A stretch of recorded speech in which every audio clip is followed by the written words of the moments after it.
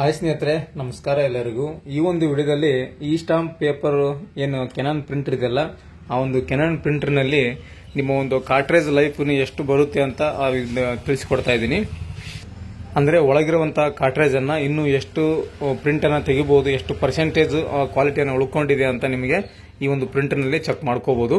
So ಅದನ್ನ ಯಾವ ರೀತಿ ಚೆಕ್ ಮಾಡೋದು, ನಿಮ್ದು ಕೂಡ ಈ ಒಂದು ಕೆನಾನ್ LBP226W ಈ ಒಂದು ಮಾಡೆಲ್ ನ ಒಂದು ಪ್ರಿಂಟರ್ ಆಗಿದ್ರೆ ನೀವು ಕೂಡ ಈ ಸ್ಟಾಂಪ್ ಅನ್ನ ತೆಗಿತಾ ಇದ್ರೆ ನೀವು ಇದರಲ್ಲಿ ಚೆಕ್ ಮಾಡ್ಕೋಬಹುದು ಕಾರ್ಟ್ರೇಜ್ ಲೈಫ್ ಇನ್ನು ಎಷ್ಟಿದೆ ಅಂತ. ಸೊ ಬನ್ನಿ ಇವಾಗ ಚೆಕ್ ಮಾಡೋಣ.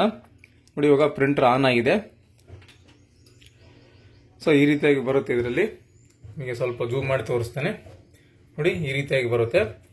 ಸೊ ಇದರಲ್ಲಿ ಮೊದಲಿಗೆ ನೀವು ಇಲ್ಲಿ ಏನು ಕಾಣ್ತಾ ಇದೆ ನೋಡಿ, ಈ ಒಂದು ಬಟನ್ ಅನ್ನ ಕ್ಲಿಕ್ ಮಾಡಿ ಮಾಡಿದ ನಂತರ ನಿಮಗೆ ಈ ರೀತಿಯಾಗಿ ಬರುತ್ತೆ. ಇದರಲ್ಲಿ ಕೆಳಗಡೆ ಡಿವೈಸ್ ಸೆಟ್ಟಿಂಗ್ ಅಂತಿದೆ ನೋಡಿ, ಡಿವೈಸ್ ಸೆಟ್ಟಿಂಗ್ ಅನ್ನ ಸೆಲೆಕ್ಟ್ ಮಾಡ್ಕೊಳ್ಳಿ. ಓಕೆ ಅಂತ ಕ್ಲಿಕ್ ಮಾಡಿ. ಓಕೆ ಅಂತ ಕ್ಲಿಕ್ ಮಾಡಿದ ನಂತರ ಕಾರ್ಟ್ರೇಜ್ ಲೆವೆಲ್ ಅಂತ ಸೆಕೆಂಡ್ ಆಪ್ಷನ್ ಇದೆ ನೋಡಿ, ಕಾರ್ಟ್ರೇಜ್ ಲೆವೆಲ್ ಇದನ್ನ ಸೆಲೆಕ್ಟ್ ಮಾಡ್ಕೊಳ್ಳಿ. ಸೆಲೆಕ್ಟ್ ಮಾಡ್ಕೊಂಡ ನಂತರ ನಿಮಗೆ ಈ ರೀತಿಯಾಗಿ ಬರುತ್ತೆ ನೋಡಿ, ಕಾರ್ಟ್ರೇಜ್ ಲೆವೆಲ್ ಮೈನಸ್ ಅಂತ ತೋರಿಸ್ತಾ ಇದೆ. ಸೊ ಇದರ ಅರ್ಥ ಮೈನಸ್ ಅಂದ್ರೆ ನಿಮಗೆ ಇಲ್ಲಿ ನೀವು ಕಂಪನಿದು ಕಾರ್ಟ್ರೇಜ್ ಹಾಕಿದ್ರೆ ಮಾತ್ರ ಇಲ್ಲಿ ಪರ್ಸೆಂಟೇಜ್ ಲೆಕ್ಕದಲ್ಲಿ ತೋರಿಸುತ್ತೆ. ನಿಮಗೆ 10%, 20%, 30% ಅಂತ ಈ ರೀತಿಯಾಗಿ ನಿಮಗೆ ಪರ್ಸೆಂಟೇಜ್ ಲೆಕ್ಕದಲ್ಲಿ ಬರುತ್ತೆ. ಸೊ ಇಲ್ಲಿ ನೀವು ಕಂಪನಿ ಅಂದ್ರೆ ಕೆನಾನ್ ಕಂಪನಿ ಬಿಟ್ಟು ಬೇರೆ ಒಂದು ಆಫ್ಟರ್ ಮಾರ್ಕೆಟ್ ಒಂದು ಏನಾದರೂ ನೀವು use and throw cartridge use ಮಾಡಿದ್ರೆ ನಿಮಗೆ ಇಲ್ಲಿ ಮೈನಸ್ ಅಂತ ಬರುತ್ತೆ. ಇಲ್ಲಿ ಯಾವ ತರ ನಿಮಗೆ ಕಾರ್ಟ್ರೇಜ್ ಲೈಫ್ ಅನ್ನ ನಿಮಗೆ ತೋರಿಸೋದಿಲ್ಲ.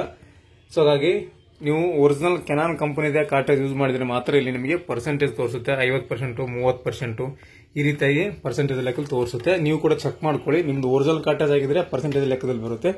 After market use and throw one time use cartridge ಹಾಕೊಂಡ್ರೆ ನಿಮಗೆ ಅಲ್ಲಿ ಯಾವ ತರ ಬರೋದಿಲ್ಲ. ಸ್ನೇಹಿತರೆ, ಈ ರೀತಿಯಾಗಿ ನೀವು ಚೆಕ್ ಅನ್ನ ಮಾಡ್ಕೋಬಹುದು.